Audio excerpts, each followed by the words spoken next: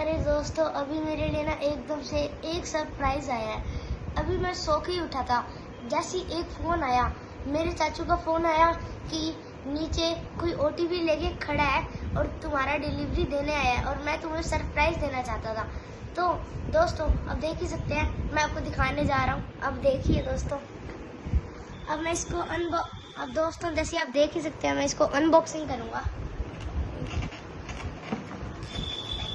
दोस्तों देख सकते हैं, जैसे अड़ी गई, इसमें अड़ गई। इसकी अनबॉक्सिंग करते हैं पहले।